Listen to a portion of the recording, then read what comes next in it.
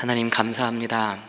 지난 한 주간 우리를 주님의 날개 아래 품어주시고 험한 세상 속에서 지켜보호하여 주시고 거룩한 주일 주의 백성들이 주의 전에 모여 하나님께 찬양과 경배를 올려드리게 하시니 감사를 드립니다. 이 시간에 말씀을 사모하고 하나님의 은혜를 기대하는 마음으로 이 자리에 나왔습니다. 살아계신 하나님의 말씀이 선포되어질 때에 우리의 심령 골수를 쪼개시고 우리의 상한 마음을 덮으시며 나아갈 길들이 보여지게 하셔서 우리의 삶에 하나님의 나라가 온전히 임하시도록 그 일에 쓰임받는, 그래서 매일매일 영원한 생명을 지금부터 누리는 그런 복된 인생들이 되게 도와주시옵소서. 예수님의 이름으로 기도합니다. 아멘. 자, 매주 청년들 앞에서 말씀을 증거하다가 이렇게 많은 어르신들 계시니까 이렇게 떨리면서도 설레이네요. 위험한 아이들, Dangerous Minds라고 하는 영화가 있습니다. 1995년에 개봉되었던 작품인데요. 루엔 존슨이라고 하는 어느 해병대 출신 고등학교 여교사의 실화를 다룬 영화입니다. 루엔은 군에서 제대한 뒤에 학생들의 질이 매우 나쁜 어느 똥통 고등학교에 영어 교사로 원서를 넣습니다. 학교장은 면접 자리에서 그 자리에서 당장 내일부터 출근하자고 그렇게 제안을 하고, 루엔은 출근하던 첫날 그 이유를 발견합니다.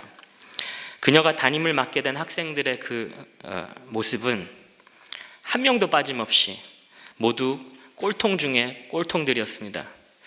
영어로는 꼴통 of all 꼴통스. 학생 절반 이상이 졸업에 실패하고 대학 진학률이 1%가 되지 않는 정말 구제불능 사고뭉치 문제아들의 담임 교사가 된 것입니다. 그래도 루엔은 해병대 정신으로 무장을 하고 쉽게 포기하지 않습니다. 몸과 마음과 시간과 물질까지 아끼지 않고 그렇게 노력한 결과 이 문제아들의 마음이 조금씩 열리기 시작합니다. 그러는 과정 속에서 루엔은 새로운 사실을 발견합니다.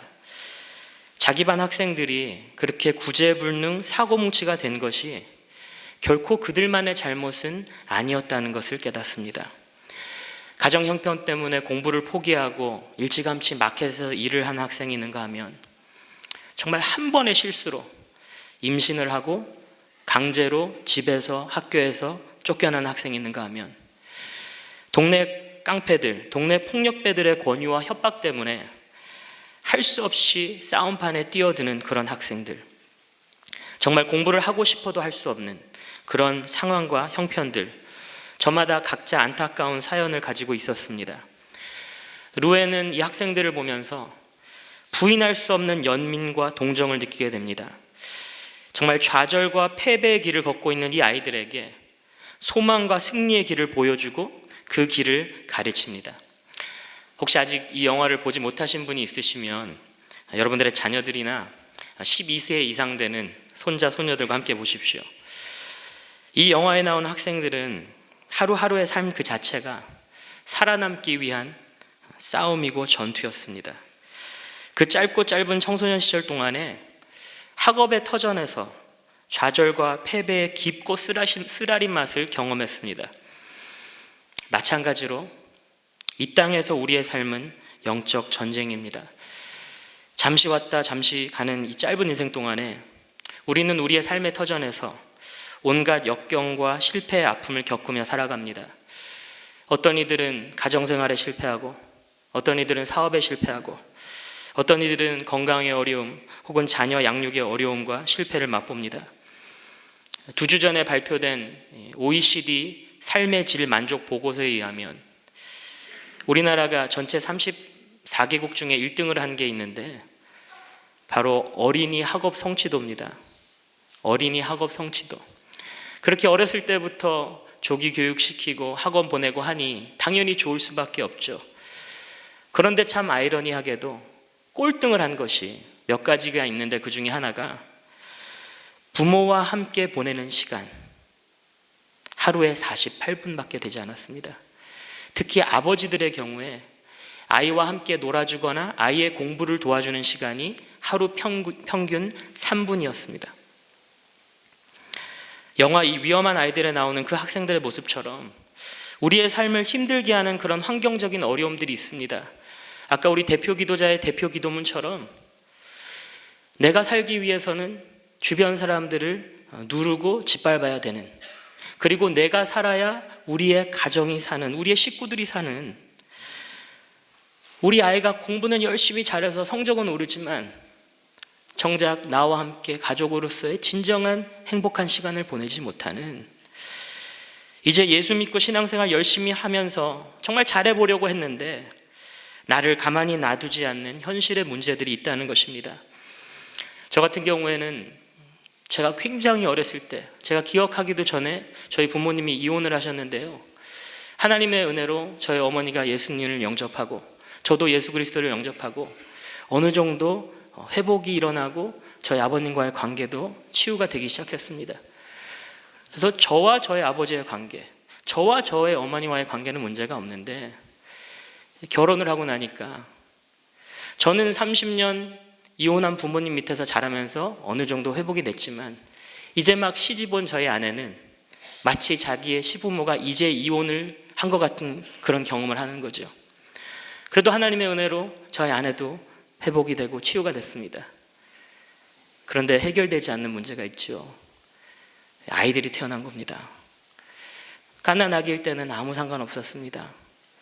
할아버지 할머니가 보내주시는 옷 입고 음식 먹고 사랑받고 기도받으면 되는데 이 녀석들이 이제 이성이 생기기 시작하고 생각을 하게 되니까 물어보는 거죠.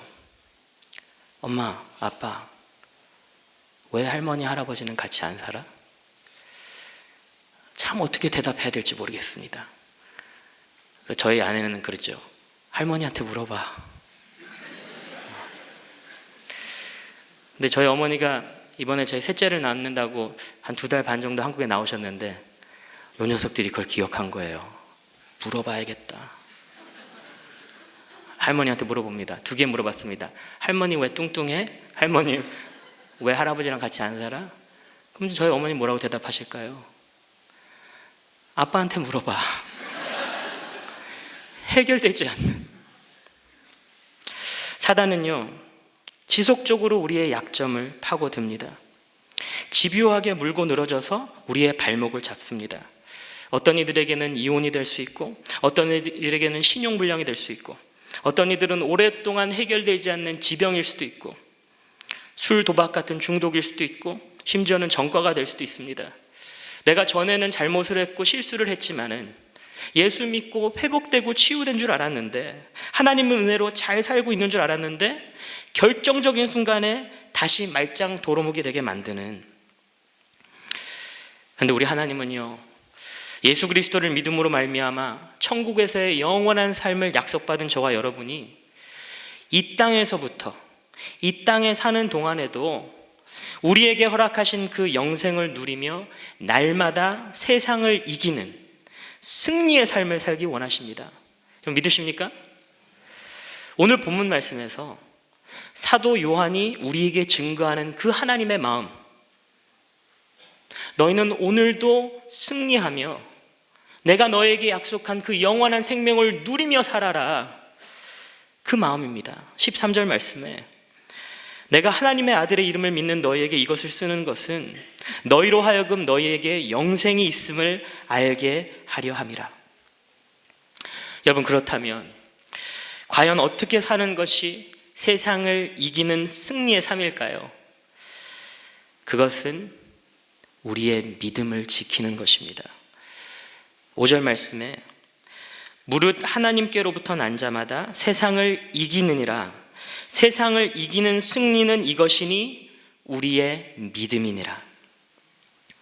세상이라는 전쟁터에서 어떻게 해서든지 하나님 자녀답게 살아가려고 그렇게 날마다 고군분투하는 저와 여러분에게 사도 요한이 가르쳐주는 세상을 이기는 승리란 바로 우리의 믿음을 지키는 것입니다. 저와 제 아내가 한 1년 반 정도 전에 한국에 들어오고 한국의 새로운 문화들을 많이 접하면서 참 좋은 거 많더라고요. 참 신기한 거 많고. 그런데 정말 획기적이라고 생각했던 게 인터넷 쇼핑 문화입니다. 어떻게 인터넷으로 뭐든지 다 살 수가 있고, 인터넷으로 사면 조금이라도 더 싸고, 그리고 택배, I love 택배. 어떻게 오늘 시키면 내일 집 앞으로 오는지 모르겠어요.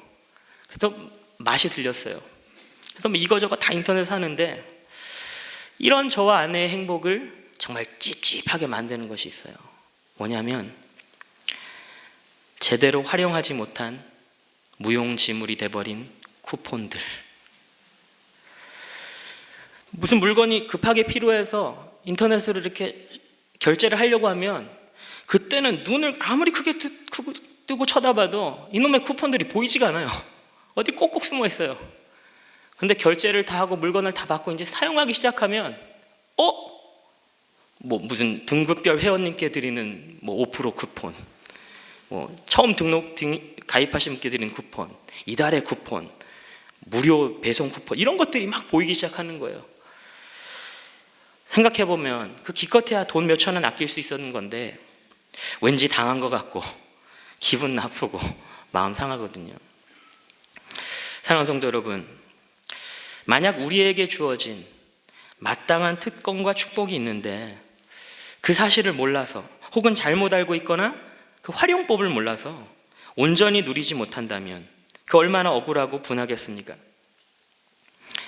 예수 그리스도께서는 우리의 죄를 대속하기 위해서 십자가의 고통을 짊어지셨습니다. 골고다 언덕에서 철철 피를 흘리며 죽임을 당하셨습니다. 장사한 지 사흘 만에 부활하셨고 사단의 죽음 권세를 물리치고 승리하셨습니다. 그리고 이것을 믿는 모든 자에게 영원한 생명을 주셨습니다. 우리는 이것을 믿고 이 믿음을 지켜야 합니다. 왜냐하면 사단은 죄악으로 우리를 유혹하고 고난으로 우리를 시험하면서 예수님의 십자가 승리를 통해 누리게 된 그 영원한 생명을 우리의 마음과 우리의 기억 속에서 교묘히 가리기 때문입니다. 한국에서는 남자가 닭날개를 좋아하면 바람핀다 이런 이야기를 하던데요. 저는 닭날개 킬러입니다. 제가 닭날개를 좋아하게 된 사연이 있습니다. 아까 말씀드렸듯이 저희 부모님은 제가 굉장히 어렸을 때 이혼을 하셨고, 어머니는 미국으로 이민을 가셨고, 아버지는 사업을 실패하셔서 집에 계실 수가 없었습니다. 할 수 없이 저는 고모님의 집에서 살았습니다. 하지만 사촌 동생 둘과 친남매처럼 외롭지 않게 지냈습니다. 그럼에도 불구하고 비록 친척이지만 남의 집에 얹혀 산다는 것은 저에게 무의식적인 압박을 주었습니다.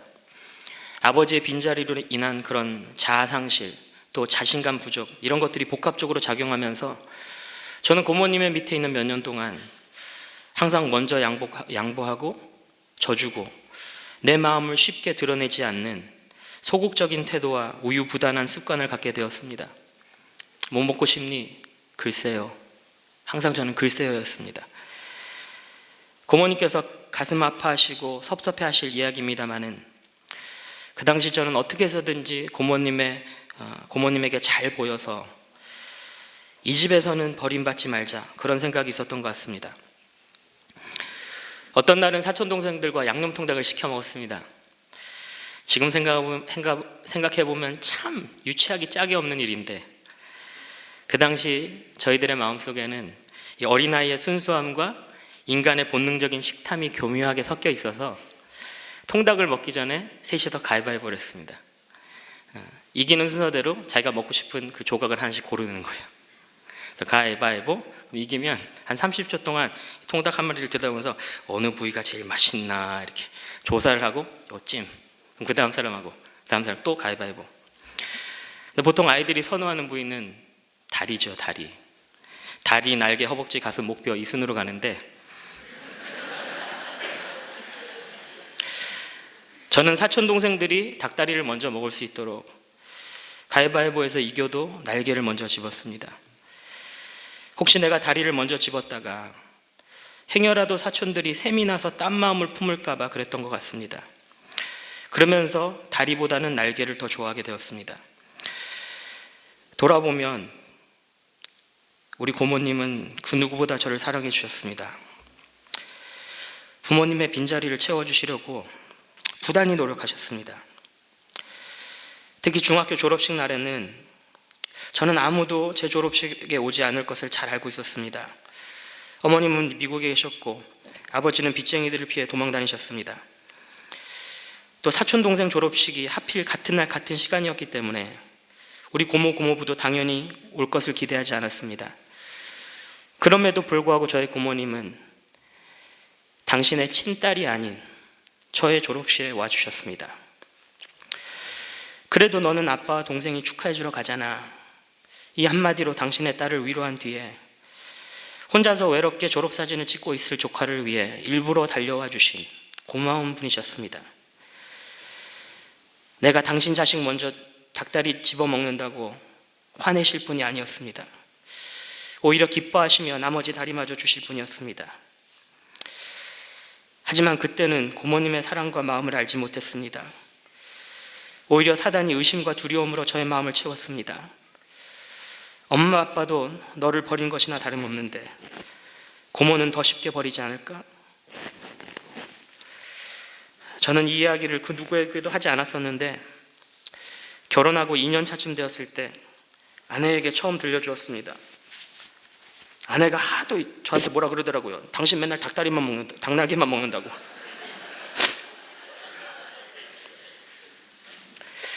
그때 제 아내가 제 이야기를 듣고 울더라고요. 그러니까 제가 위로해 주었습니다. 여보, 내가 미국 와보니까 여기는 닭다리보다 날개를 더 쳐주네. 하나님이 나를 미국 입맛으로 미리 맞춰주신 거야. 그리고 한국으로 이제 18년 뒤에 돌아왔는데 지금은 한국 분들도 닭날개 더 좋아하시는 거예요. 와, 역시 시대를 앞서가는 입맛을 주셨구나. 근데 그때 제가 아내가 우는 것을 보면서 생각하게 되었습니다. 만약 우리 고모님이 내 입을 통해 이야기를 들으시면 얼마나 가슴 아파하실까. 당신의 사랑과 헌신을 몸소 체험하면서도 그것이 사랑인 줄도 모르고 그저 불안과 두려움으로 받아들인 조카의 모습을 생각할 때 얼마나 가슴이 찢어지실까. 사랑하는 성도 여러분, 십자가의 죽음과 부활을 바라보는 우리의 믿음은 흔들림이 없어야 할 것입니다. 사단이 주는 온갖 의심과 두려움 때문에 그리스도의 순종과 희생을 왜곡해서는 안 될 것입니다. 우리는 세상을 당당히 이기고 승리하며 살아가도록 그리스도께서 그 고통과 수모를 기꺼이 참으셨습니다. 우리가 믿음을 지키지 못하고 하나님의 자녀이면서도 죄의 종처럼 사단의 노예처럼 살아간다면 우리는 그분의 죽음과 부활을 헛되게 하는 것일지도 모르겠습니다. 마태복음 16장에 보니까 그 유명한 장면이 나오죠. 길을 가는데 예수님이 제자들에게 묻습니다. 사람들이 인자를 누구라 하느냐? 그러자 제자들이 대답합니다. 더러는 세례 요한 혹은 침례 요한이라고도 하고요. 어떤 사람은 엘리야라고도 하고요. 어떤 사람은 예레미야 혹은 선지자 중에 하나라고 합디다. 그 예수님이 물어보십니다. 너희는 나를 누구라 하느냐? 그러자 베드로가 자신 있게 대답하죠. 주는 그리스도시요 살아계신 하나님의 아들이십니다. 그때 예수님이 베드로의 그 믿음을 칭찬하시면서 이 말씀하시지 않습니까? 내가 이 반석 위에 내 교회를 세우리니 음부의 권세가 이기지 못하리라. 그것은 예수를 주로 고백하는 저와 여러분에게 주신 약속입니다. 하나님께서는 그리스도를 주님으로 고백하는 자들의 믿음 위에 당신의 교회를 세우셨고요, 음부의 권세가 넘보지 못하는 파워를 주셨습니다. 우리가 우리의 믿음을 지킬 때에 우리는 우리뿐만이 아니라 우리의 가정과 우리의 교회가 승리를 누리게 만드는 것입니다. 우리가 싸우는 영적 전쟁은요, 이미 승부가 갈린 싸움입니다. 요한복음 16장에서 예수님 말씀하시잖아요. 세상에서 너희가 환난을 당하나 담대하라. 내가 세상을 이기었노라. 예수님께서 이미 승리하신 것을 믿는 믿음을 지키면서 날마다 세상을 이기며 살아가야 하는 것입니다. 저는 원래 스포츠를 참 좋아하던 사람입니다. 주의 종이 되기 전에는 스포츠에 미쳐 있었습니다. 그 중에서도 저는 미국 프로농구 LA 레이커스를 참 좋아합니다.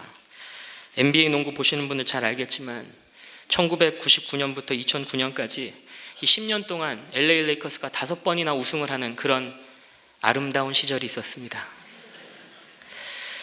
내가 좋아하는 팀이 자꾸 우승하니까 기분은 너무 좋은데, 문제는 이 중요한 경기들이 하필 주일에 껴가지고 예배를 빼먹을 수도 없고 생중계를 못 보는 거예요.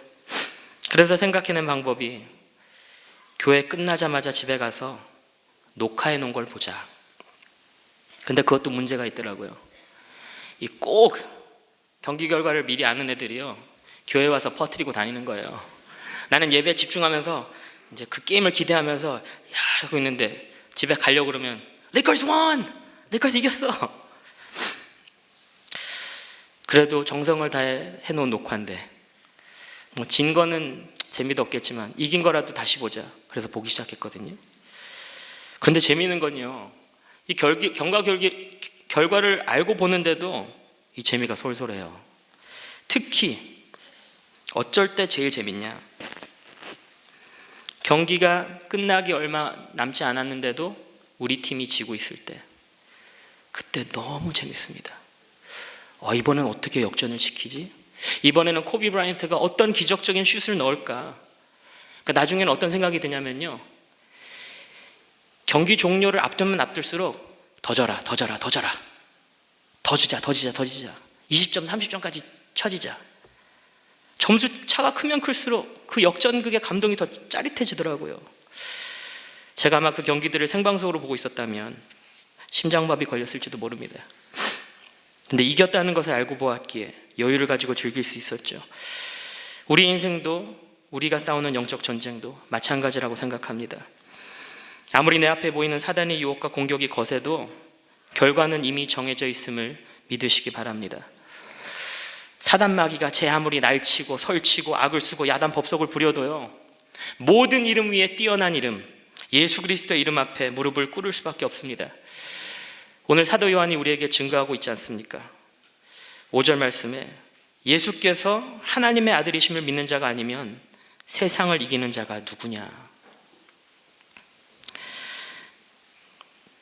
제가 한 달 전에 청년들 앞에서 나눈 이야기인데요, 연말 연시가 되면 가족들이 한 자리에 모여서 이제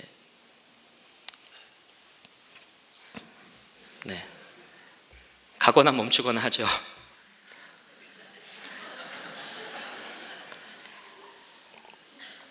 청년 예배면 그냥 막 얘기하겠는데요, 왠지. 근데 제가 20년 전입니다. 한국 있을 때 신문 기사 읽은 게 아직도 기억납니다. 설날인가 추석인가 명절이었는데 한 50대 남성이 가족들이랑 고스톱을 치다가 돌연 사망. 알고 봤더니 이 남성이 그냥 몇 시간째 수십 판을 연달아 치고 있었대요. 화도 나고 가슴도 답답했는데 모처럼 기가 막힌 패가 들어온 거예요. 아니나 다를까 계산을 하는데 벌떡 일어나가지고 쓰리고의 피박이다! 그리고 심장마비 걸려서 죽었어요. 참 웃지 못할 안타까운 이야기죠. 그런데 이 이야기에도 영적인 원리가 있습니다. 자, 청년들을 위한 맞춤 이야기이기 때문에 이 용어나 표현에 있어서 우리 어르신들의 양해를 부탁드립니다. 여러분, 인생은요, 하나님, 사단, 그리고 나, 이 셋이서 치는 고스톱이에요. 근데 이 세 선수들의 목표와 전략이 있어요. 내 전략은요, 최대한 광, 쌍피 이런 거 많이 얻어서 대박 나는 거예요. 대박. 학교 대박, 직장 대박, 가정 대박, 건강 대박. 그런데 이 사단이라고 하는 선수의 목표는요, 광박, 피박, 독박, 무조건 내가 나한테 박을 씌우는 거예요. 그런데 하나님이라고 하는 선수는요, 그의 목표는 딱 하나입니다. 내가 나는 거예요. 내가. 정말 재밌는 것은 패를 돌리시는 분이 하나님이신데 이분이 타짜 중에 타짜예요. 완전 타짜예요. 가만히 들어오는 패를 보면 때로는 쓸데없는 것만 넣어주시기도 하고 연달아 지게도 하세요. 사단이 쓰리고 포고하는 것을 그냥 지켜보게 내버려 두시기도 하세요. 그런데 결국에는 내가 나게 하시거든요. 모든 것이 하나님의 계획과 섭리 가운데 있어요. 그런데 우리는 얼마나 연약하고 미련한지요. 지금 당장 들어오는 그 패 하나하나에 목숨을 걸어요. 쓸데없는 조바심, 쓸데없는 스트레스를 받고요. 마치 심장마비 걸리기만을 기다리고 있는 사람들 같아요. 사랑하는 성도 여러분, 하나님이 우리의 인생에 넣어주신 가장 확실한 패가 있습니다. 바로 예수 그리스도 안에 있는 영원한 생명입니다. 내 손 안에 가장 파워풀한 영생의 패가 있는데 사단이 아무리 흔들어봤자 무슨 걱정이 있겠습니까? 그래서 욥은 일찌감치 하나님을 신뢰하고 하나님을 의지했잖아요. 아들, 딸 다 죽고 재산 다 날리고 온통 몸이 병들고 아내에게마저 버림받을 때에도 그가 다음과 같이 고백하지 않습니까? 주시니도 여호와시요 거두시니도 여호와시니 여호와의 이름이 찬송을 받을지니이다. 예수님께서 이미 승리하셨습니다. 그리고 그 승리의 전리품으로 영원한 생명을 우리에게 주셨습니다. 이 진리를 믿으신다면 어떠한 환경과 어려움 가운데서도 내가 가는 길을 그가 하시나니 그가 나를 단련하신 후에는 내가 순금같이 되어 나오리라. 이렇게 고백할 수 있는 저와 여러분이 되시기를 주님의 이름으로 축원합니다. 예수님의 12제자 중에 가룟 유다와 베드로, 이 두 명은 대놓고 예수님을 부인하고 배반했습니다. 가룟 유다는 은 30개 예수님을 팔아넘겼고 베드로는 3번이나 예수님을 부인하고 저주했습니다. 둘 다 죄책감에 빠졌습니다. 그런데 유다는 스스로 목숨을 끊는 반면 베드로는 회개하고 주님께 돌아왔습니다. 그 두 사람의 차이점이 무엇이었을까요? 죄의 무게가 달랐을까요? 본인이 그동안 예수님을 따르던 그 사역의 분량이 달랐을까요? 그 답은 누가복음 22장에서 찾을 수 있지 않습니까? 예수님께서 잡혀가시던 밤에 제자들과 마지막으로 만찬을 가지셨습니다. 그리고 겟세마네 동산에 기도하러 가시기 전에 베드로에게 다음과 같이 말씀하십니다. 시몬아 시몬아 보라, 사탄이 너를 밀 까부르듯 하려고 요구하였으나 그러나 내가 너를 위하여 네 믿음이 떨어지지 않기를 기도하였노니 너는 돌이킨 후에 네 형제를 굳게 하라. 예수는 이미 알고 계셨습니다. 사단이 베드로를 유혹하고 공격해서 당신을 부인하고 저주하게 만들 뿐만이 아니라 가룟 유다처럼 완전 박살내려 한다는 것을 말입니다. 그런데 사단이 감히 넘보지 못하도록 베드로를 위해 기도하셨다는 것입니다. 베드로가 믿음을 완전히 버리지 않고 회심할 수 있었던 결정적인 이유는 그의 믿음이 유다의 믿음보다 나아서가 아니었습니다. 베드로가 믿음을 지킬 수 있었던 궁극적인 비결은 예수 그리스도께서 지켜주셨기 때문입니다. 주님께서 책임지고 기도해 주셨기 때문입니다. 사랑하는 성도 여러분, 사단의 공격과 유혹은요 100% 리얼입니다. 레알. 욥의 건강과 물질과 자녀를 빼앗았던 것처럼, 가룟 유다의 마음과 믿음을 유혹했던 것처럼 사단은 오늘도 저와 여러분을 공격하고 유혹합니다.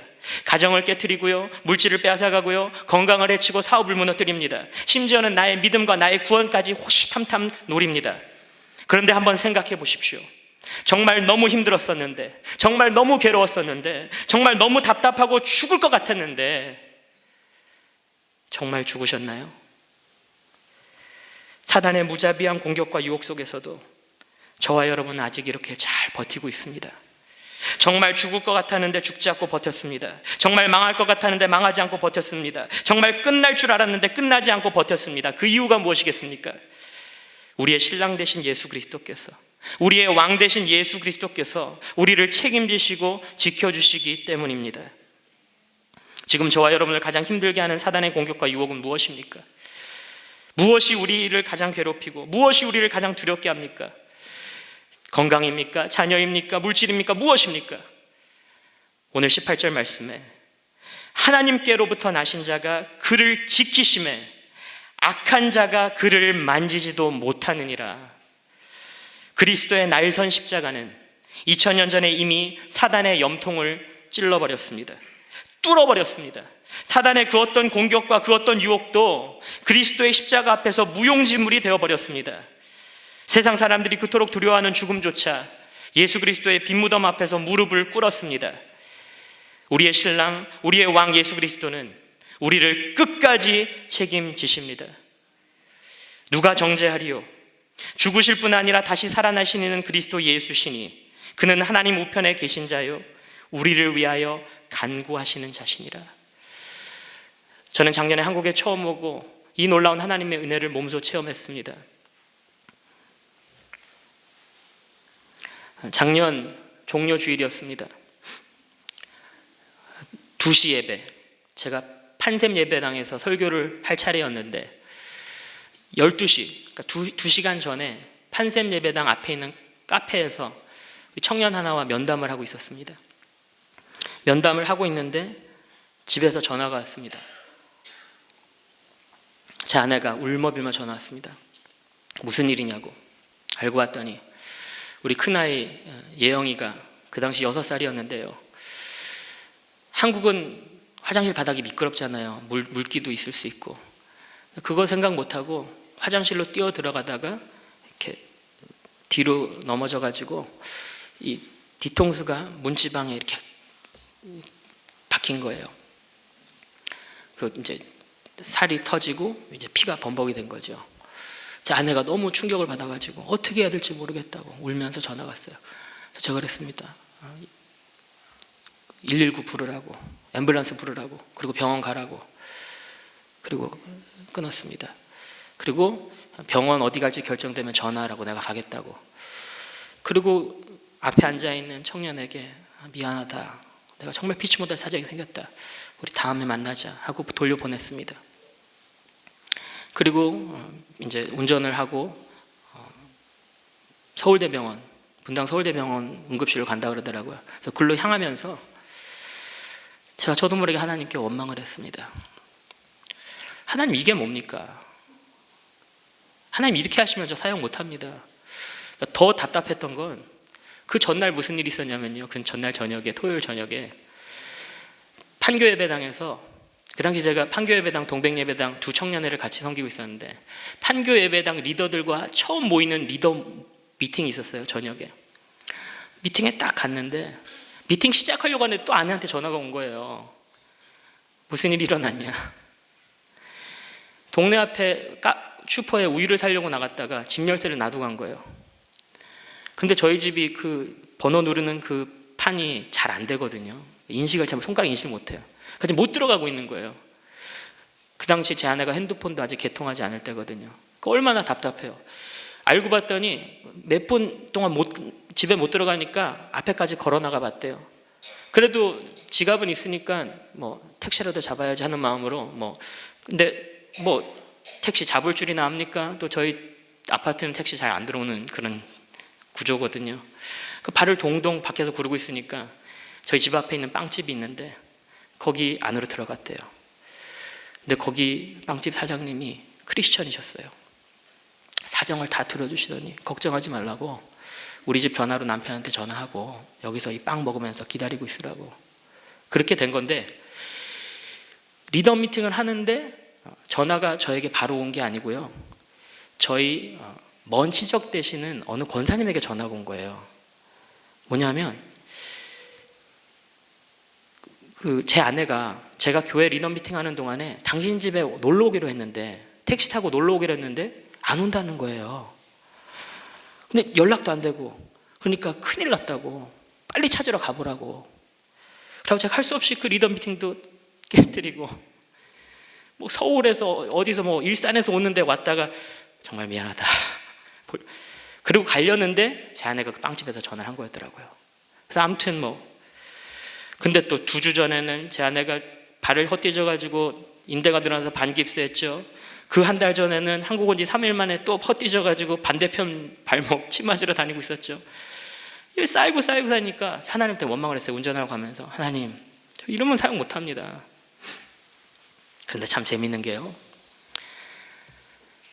제 아내가 저와의 전화를 끊고 구급차를 부르고 이제 준비를 하는 동안에 띵동 띵동 벨이 눌린 거예요. 문을 열어봤는데, 구급차인 줄 알고 문을 열어봤는데,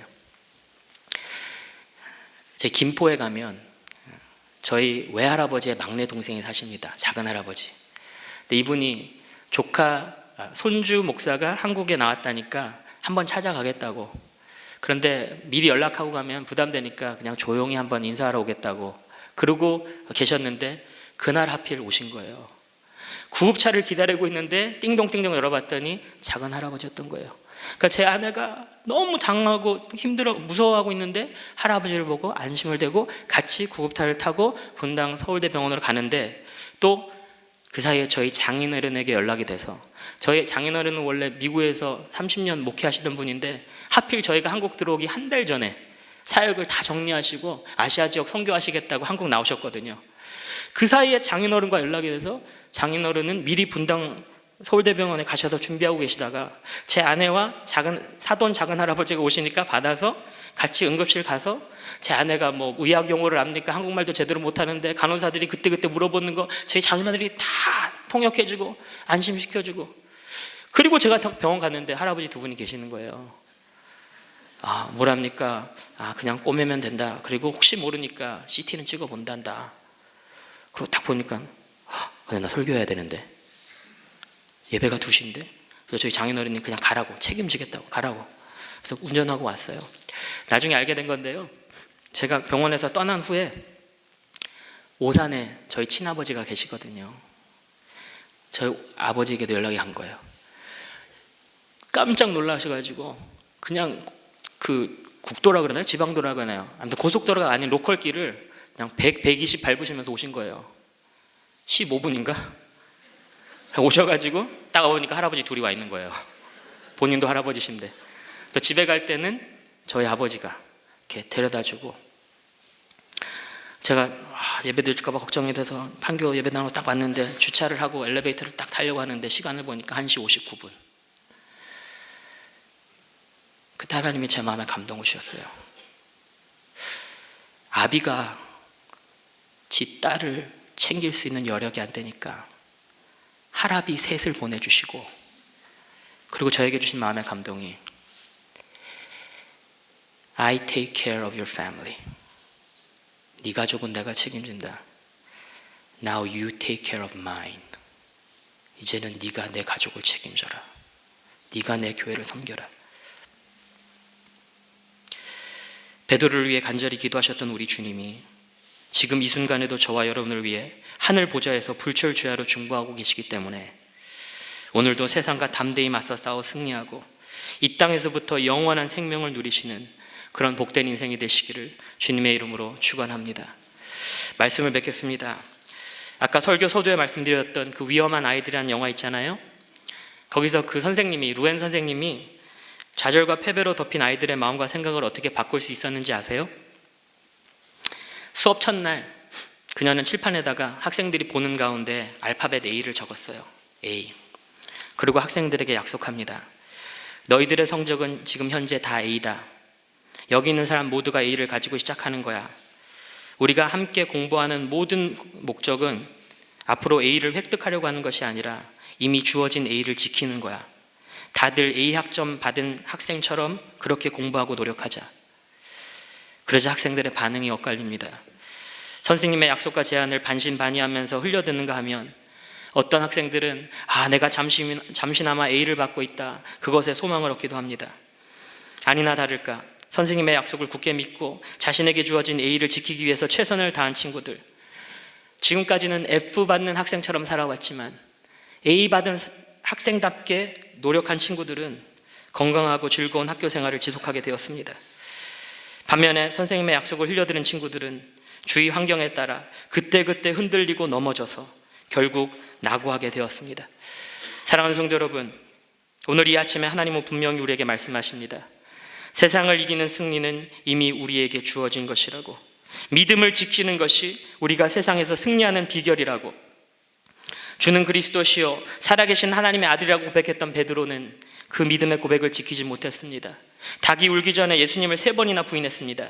하지만 예수님께서는 그런 베드로를 끝까지 사랑하시고 용서하시며 내 양을 먹이라고 명령하셨습니다. 저와 여러분도 때로는 인생의 무게 때문에, 현실의 아픔 때문에 우리의 믿음을 지키지 못할 때가 많이 있습니다. 하지만 미쁘고 의로우신 하나님은 우리가 자백할 때마다 용서하시고 우리를 모든 불의에서 깨끗하게 하십니다. 또한 보혜사 성령님을 보내주셔서 음부의 권세가 이기지 못하는 승리의 삶을 살게 하십니다. 예수님께서 이미 승리하셨음을 믿으시기 바랍니다. 우리에게 영원한 생명을 주셨음을 믿으시기 바랍니다. 그리할 때에 예수 안에서 이미 승리한 사람답게, 예수 안에서 이미 영원한 생명을 누리는 사람답게 살아가는 그런 복된 인생이 되시기를 주님의 이름으로 축원합니다. 우리 시간에 함께 기도하겠습니다.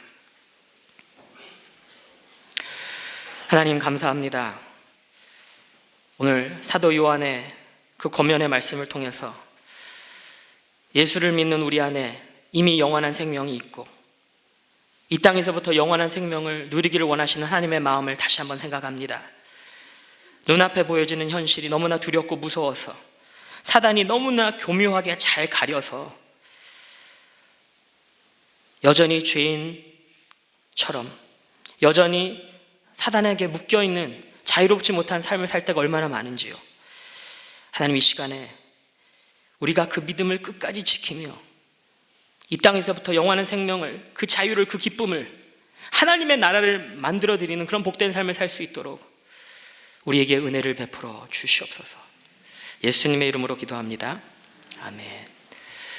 우리 불편하지 않으신 분들은 자리에서 일어나셔서 우리 마지막